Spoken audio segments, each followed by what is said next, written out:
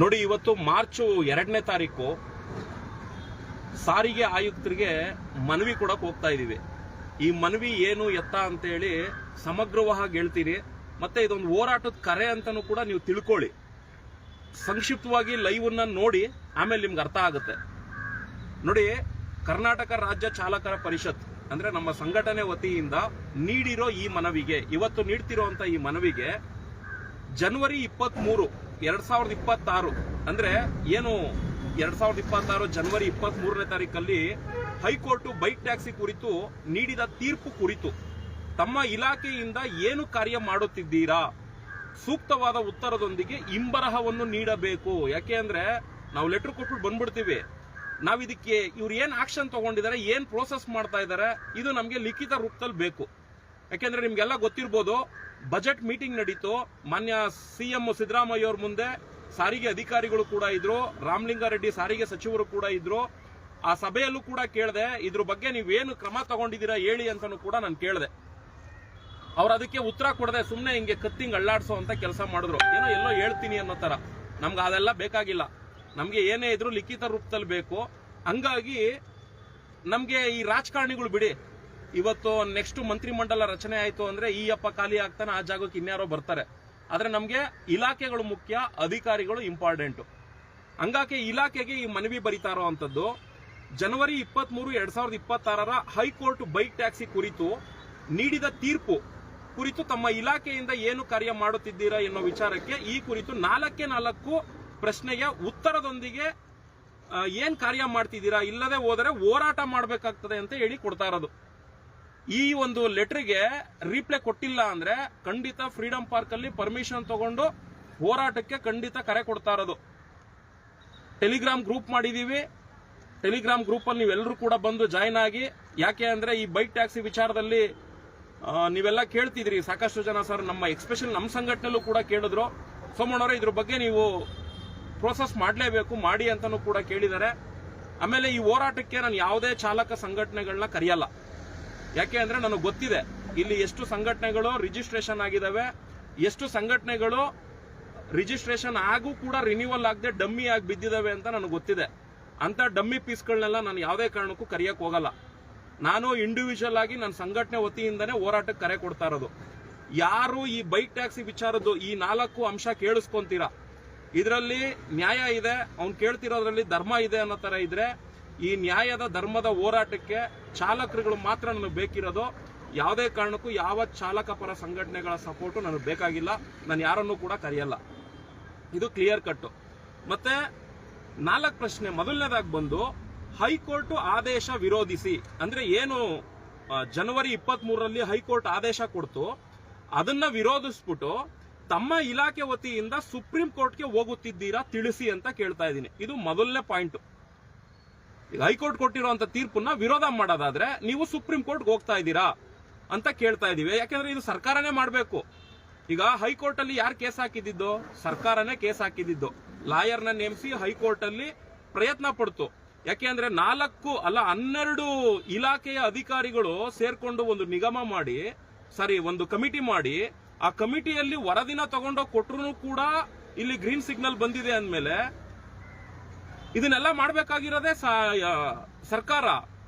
ಯಾಕೆಂದ್ರೆ ಕೆಲವರು ಯಾರೋ ಹೇಳ್ತಾರೆ ಲಕ್ಷಾಂತರ ರೂಪಾಯಿ ಖರ್ಚಾಗ್ಬಿಟ್ರು ನಾನು ಹೋಗ್ಬಿಡ್ತೀನಿ ಹೈಕೋರ್ಟ್ ಅಲ್ಲಿ ಹೋಗಿ ನಾವು ಕೇಸ್ ಹಾಕ್ಬಿಡ್ತೀವಿ. ಅವೆಲ್ಲ ಆಗದೆ ಇರೋ ಮಾತು. ಇದೆಲ್ಲ ಸರ್ಕಾರನೇ ಮಾಡಬೇಕು. ಒಬ್ಬ ಚಲನಚಿತ್ರ ನಟರನ್ನ ಬೇಕಾದ್ರೆ ಕರ್ಕೊಂಡೋಗಿ ಅವನ್ನ ಜೈಲಲ್ಲಿ ಕುಂಡ್ರಿಸ್ಬೇಕು ಅಂದ್ಬಿಟ್ಟು ಸರ್ಕಾರ ಸೇರ್ಕೊಂಡು, ಅಧಿಕಾರಿ ಪೊಲೀಸ್ ಇಲಾಖೆ ಸೇರ್ಕೊಂಡು ಸುಪ್ರೀಂ ಕೋರ್ಟ್ಗೆ ಹೋಗಕ್ಕಾಗುತ್ತೆ?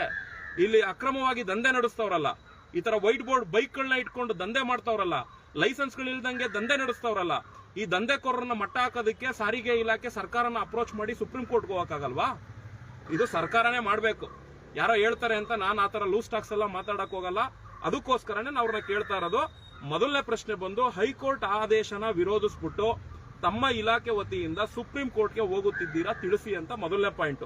ಇನ್ನು 2ನೇ ಪಾಯಿಂಟ್, ಹೈಕೋರ್ಟ್ ಕೊಟ್ಟ ಆದೇಶಕ್ಕೆ ಮಣಿದು, ಇವಾಗ ಏನು ಹೈಕೋರ್ಟ್ ಆದೇಶ ಕೊಟ್ಟಿದೆ ಜನವರಿ 23ರಲ್ಲಿ, ಅದಕ್ಕೆ ನೀವು ಮಣಿಯೋದಾದ್ರೆ ತಮ್ಮ ಇಲಾಖೆ ವತಿಯಿಂದ ಗೈಡ್ಲೈನ್ಸ್ ವ್ಯವಸ್ಥೆಯ ಕಾರ್ಯವನ್ನು ನಡೆಸುತ್ತಿದ್ದೀರಾ ತಿಳಿಸಿ. ಯಾಕೆಂದ್ರೆ ಹೈಕೋರ್ಟ್ ಹೇಳಿದೆ, ಆಯ್ತು ಅವ್ರು ವೈಟ್ ಬೋರ್ಡ್ ಅಲ್ಲಿ ಗಾಡಿ ಓಡಿಸೋದ್ ಬೇಡ, ಯೆಲ್ಲೋ ಬೋರ್ಡ್ ಅಲ್ಲೇ ಓಡಿಸ್ಲಿ, ಅದಕ್ಕೆ ಗೈಡ್ಲೈನ್ಸ್ ಕೊಡಿ ಅಂತ ಹೈಕೋರ್ಟ್ ಹೇಳಿದೆ. ಅದಕ್ಕೆ ಸಾರಿಗೆ ಇಲಾಖೆ ಏನಾದ್ರೂ ಗೈಡ್ಲೈನ್ಸ್ ಮಾಡ್ತಾ ಇದ್ದೀರಾ ಅದನ್ನು ಕೂಡ ತಿಳಿಸಿ ಅಂತ ಹೇಳಿ ಕೇಳ್ತಾ ಇದೀವಿ. ಯಾಕೆಂದ್ರೆ ಈ 4 ಪಾಯಿಂಟ್ ಅನ್ನ ಮೊನ್ನೆ ಬಜೆಟ್ ಅಲ್ಲೇ ಕೇಳಬೇಕಾಗಿತ್ತು, ಉತ್ತರ ರೀಪ್ಲೈ ಕೊಡದೇ ಇರೋದ್ರಿಂದ ಸೈಲೆಂಟ್ ಆಗಿ ಬಂದಿದ್ದೀನಿ. ಇವಾಗ ಲಿಖಿತ ರೂಪದಲ್ಲಿ ಕೊಡ್ಲಿ ಅನ್ನೋ ಉದ್ದೇಶಕ್ಕೋಸ್ಕರ ಸಂಘಟನೆ ಲೆಟರ್ ಅಲ್ಲಿ ಮನವಿ ರೆಡಿ ಮಾಡ್ಕೊಂಡು ಕೊಡೋ ಅಂತ ಕೆಲಸಕ್ಕೆ ಹೋಗ್ತಾ ಇದೀವಿ. ಯಾಕೆಂದ್ರೆ ಇದು ಸ್ಟೆಪ್ ಬೈ ಸ್ಟೆಪ್ ಹೋಗ್ಬೇಕು. ನಾನು ಸುಮ್ಮನೆ ಸೋಷಿಯಲ್ ಮೀಡಿಯಾದಲ್ಲಿ ಕೂತ್ಕೊಂಡು ಬರ್ದಾಕ್ಬಿಟ್ರೆ, ಸೋಷಿಯಲ್ ಮೀಡಿಯಾದಲ್ಲಿ ಕೂತ್ಕೊಂಡು ಮಾತಾಡ್ಬಿಟ್ರೆ ನನ್ಗೆ ಯಾರೋ ಕಮಿಷನರೋ ಇಲ್ಲಾಂದ್ರೆ ಟ್ರಾನ್ಸ್ಪೋರ್ಟ್ ಮಿನಿಸ್ಟರ್ ನೋಡ್ಬಿಟ್ಟು ಅದಕ್ಕೆ ಉತ್ತರ ಕೊಡ್ತಾರೆ ಅಂತ ತಿಳ್ಕೊಳ್ಳೋ ಅಷ್ಟು ಮುಟ್ಟಾಳಲ್ಲ. ಸೋಷಿಯಲ್ ಮೀಡಿಯಾ ಜಾಗೃತಿ ಮೂಡಿಸೋದಕ್ಕೆ, ಹಂಗಾಗಿ ಸೋಷಿಯಲ್ ಮೀಡಿಯಾದಲ್ಲಿ ಏನ್ ತಿಳಿಸ್ಬೇಕೋ ತಿಳಿಸ್ತಾ ಇದೀವಿ. ಆದ್ರೆ ವೇ ಹೋಗ್ಬೇಕು ಅಂದ್ರೆ ಇದೇ ವೇ ಅಲ್ಲೇ ಹೋಗ್ಬೇಕು. ಹಂಗಾಗಿ 2ನೇ ಪಾಯಿಂಟ್.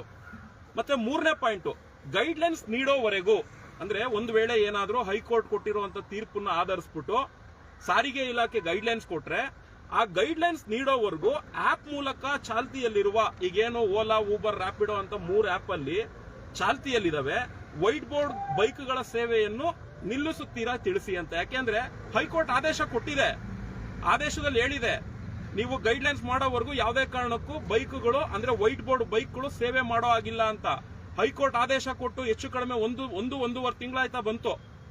ಇವತ್ತರೆಗೂ ಕೂಡ ವೈಟ್ ಬೋರ್ಡ್ ಟೂ ವೀಲರ್ಗಳು ಗೈಡ್ಲೈನ್ಸ್ ಬರ್ದೇನೆ ಕೂಡ ಈ ಆಪ್ಗಳಲ್ಲಿ ಓಡ್ತಾ ಇದಾವೆ. ಅದಕ್ಕೆ ಇದನ್ನ ನಿಲ್ಲಿಸ್ತೀರಾ, ನೀವು ನಿಲ್ಲಿಸಬೇಕು ಅಂತ ಹೇಳಿ ತಿಳಿಸಿ ಅಂತ ಕೇಳಿದೀನಿ.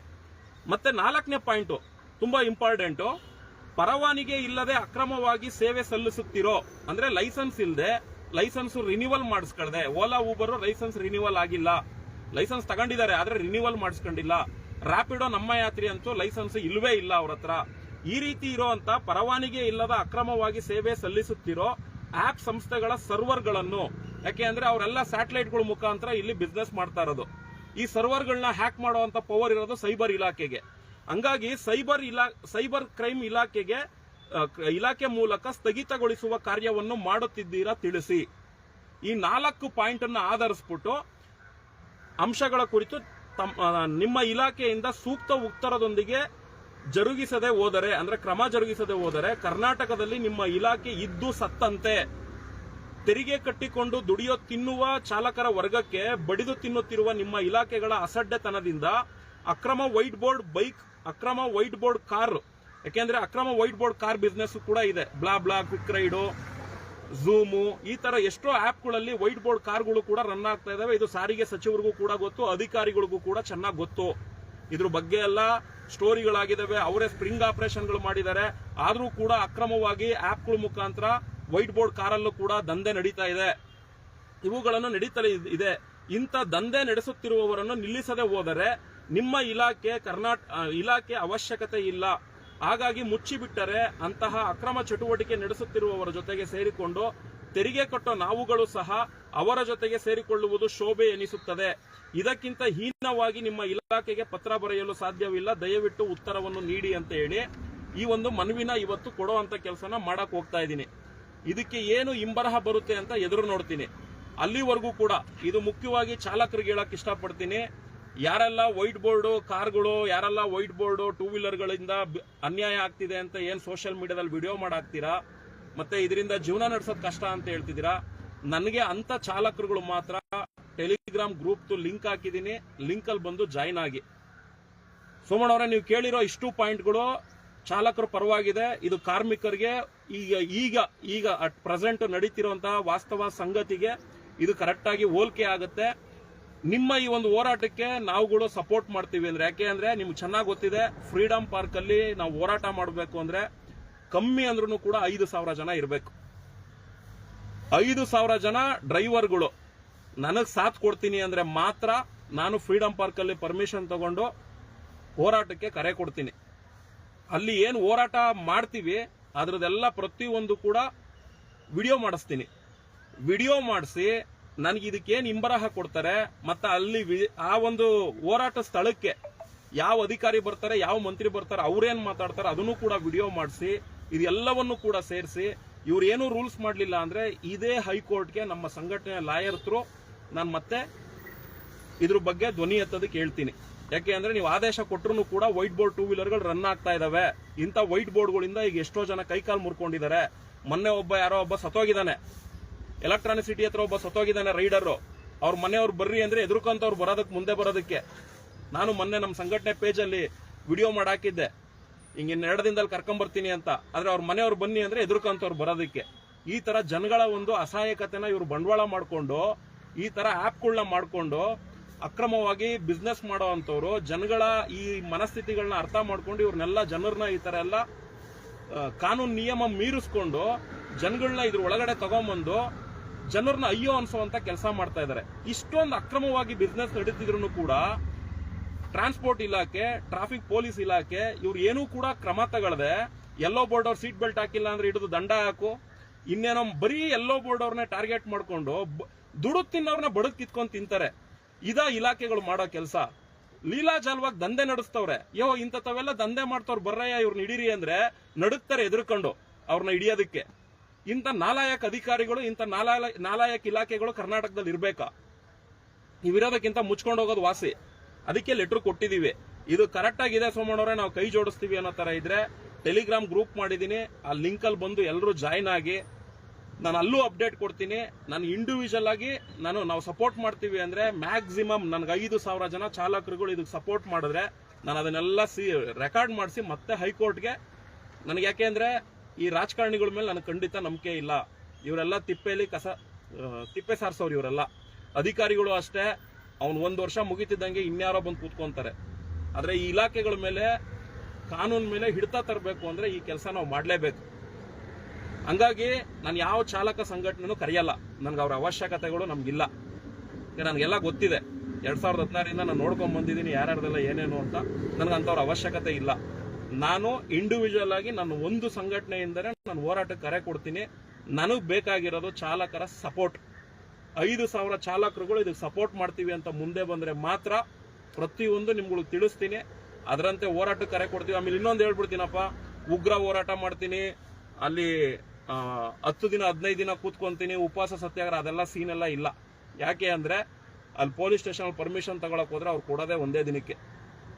ಬೆಳಗ್ಗೆ ಮಾಡ್ಬೇಕು, ಸಂಜೆಗೆ ಟೆಂಟ್ ಎತ್ತಬೇಕು ಅಂತಾರೆ. ಅದು ಇರೋದೇ ಹಂಗೆ ವ್ಯವಸ್ಥೆ. ಹಂಗಿದ್ಮೇಲೆ ನಾನು 2-3 ದಿನ ಎಲ್ಲ ಮಾಡ್ಕೊಂಡು ಅವೆಲ್ಲ ಸೀನ್ ಎಲ್ಲ ಇಲ್ಲ.